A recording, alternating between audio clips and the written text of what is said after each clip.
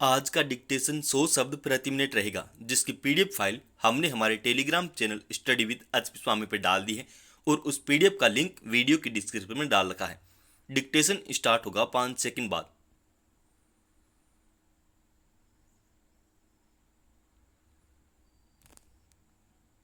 Start.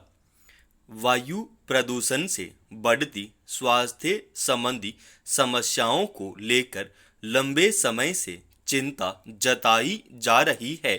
इससे पैदा होने वाली बीमारियों के खतरनाक स्तर तक पहुंच जाने के तथ्य उजागर हैं। कई मौकों पर राष्ट्रीय हरित अधिकरण और सर्वोच्च न्यायालय दिल्ली सहित समीपवर्ती राज्यों को इस पर काबू पाने का निर्देश दे चुके हैं। सरकारें इससे पार पाने के लिए अनेक उपाय आजमा चुकी हैं, मगर हकीकत यह है कि शहरों की वायु गुणवत्ता सुधरने की बजाय दिन ब दिन बिगड़ती ही गई है। एक ताज़ा रिपोर्ट के मुताबिक देश के 100 प्रदूषित शहरों में हरियाणा के 24 में से 15 शहर सर्वाधिक प्रदूषित पाए गए हैं। इनमें फरीदाबाद सबसे प्रदूषित शहर है। वहां पीएम 2.5 का स्तर 103 माइक्रोग्राम प्रति घन मीटर तक दर्ज किया गया, जबकि विश्व स्वास्थ्य संगठन के मानक के अनुसार यह 5 माइक्रोग्राम से अधिक नहीं होना चाहिए। अंदाजा लगाना मुश्किल नहीं है कि ऐसे वातावरण में लोगों को सांस लेने में कैसी मुश्किलों का सामना करना पड़ता होगा और उनकी सेहत पर कैसा असर पड़ता होगा। यह स्थिति तब है जब फरीदाबाद राष्ट्रीय स्वच्छ वायु कार्यक्रम का हिस्सा है। हरियाणा के बाकी शहर इसका हिस्सा नहीं है। फरीदाबाद के बाद गुरुग्राम की वायु गुणवत्ता भी बेहद खराब है।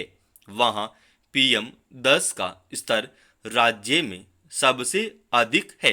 हरियाणा में वायु प्रदूषण के बढ़ते स्तर की वजहें साफ हैं।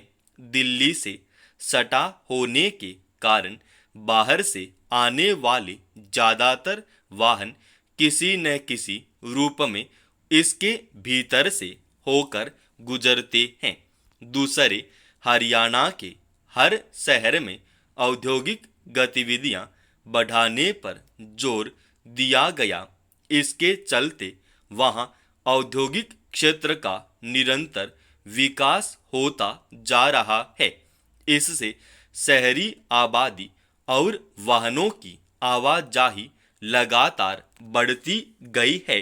औद्योगिक इकाइयों और वाहनों का धुआं वातावरण को तेजी से प्रदूषित कर रहे हैं। सर्दी के मौसम में जब हवा संघनित होकर पृथ्वी की सतह के पास सिमट आती है तो प्रदूषण और घना हो जाता है। उस वक्त लोगों का सांस लेना दूभर हो जाता है। दिल्ली में तो इस समस्या के चलते स्कूल कॉलेज तक बंद करने पड़ जाते हैं। जगह जगह पानी की फुहार छोड़ने वाले यंत्र लगाने पड़ते हैं। दिल्ली दुनिया का सर्वाधिक प्रदूषित शहर बन चुका है।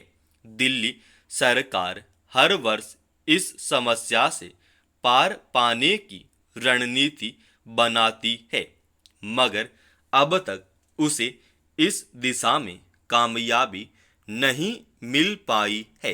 जब वायु प्रदूषण बढ़ने से परेशानियां बढ़ जाती हैं तो सरकारें एक दूसरे पर दोषारोपण भी शुरू कर देती हैं, मगर हकीकत यह है कि वायु प्रदूषण अब किसी एक राज्य की समस्या नहीं रह गई है।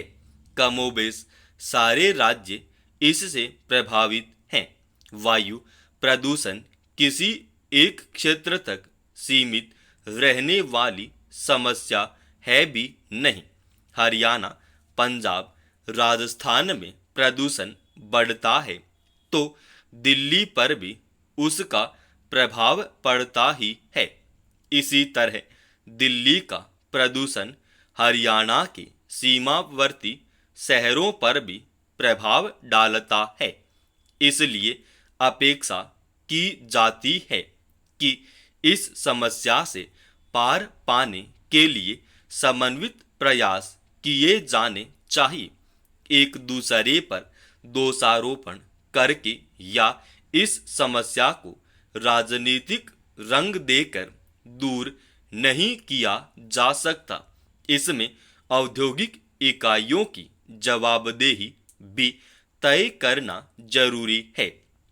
मगर विचित्र है कि सरकारें शहरी और औद्योगिक विकास पर तो जोर देती हैं, मगर प्रदूषण से पार पाने के उपायों पर वैसी गंभीरता नहीं दिखाती।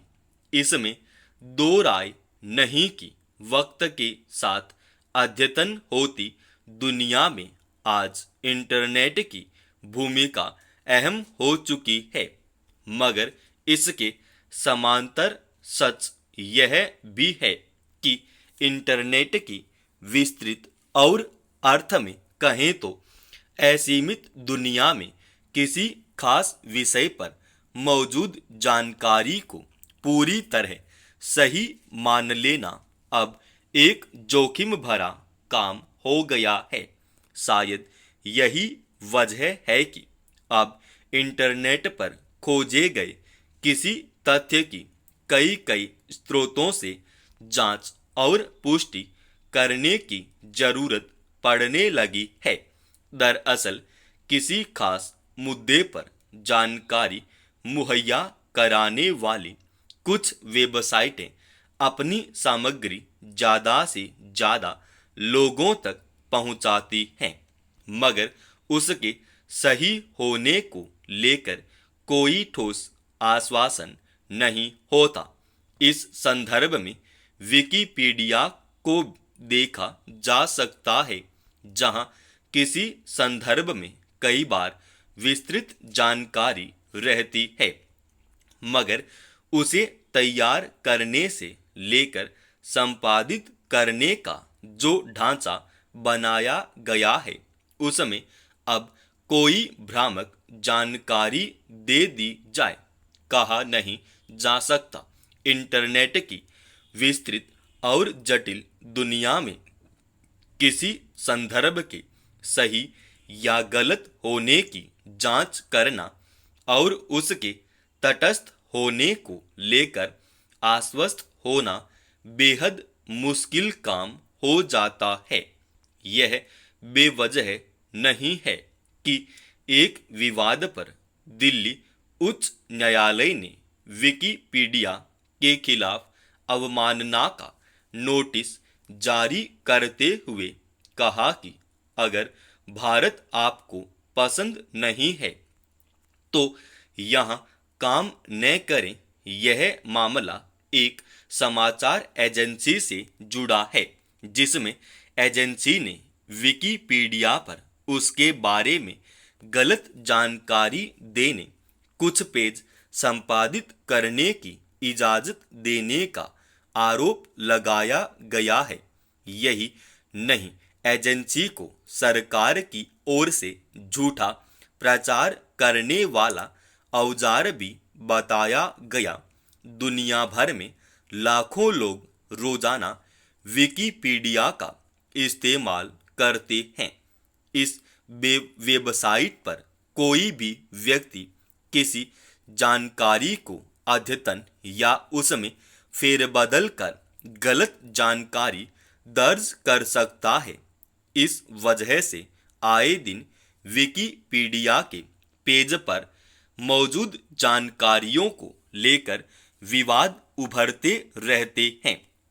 इसके बावजूद विकिपीडिया में इसे सुधारने को लेकर गंभीरता नहीं दिखती। जबकि किसी सिर्फ एक भ्रामक या गलत जानकारी की वजह से किसी व्यक्ति या संस्था को गंभीर नुकसान पहुंच सकता है, जिसकी भरपाई मुश्किल हो सकती है। समाप्त। दोस्तों, रोजाना ऐसे डिक्टेशन सबसे पहले पाने के लिए एक बार इस चैनल को आप अभी सब्सक्राइब कीजिए।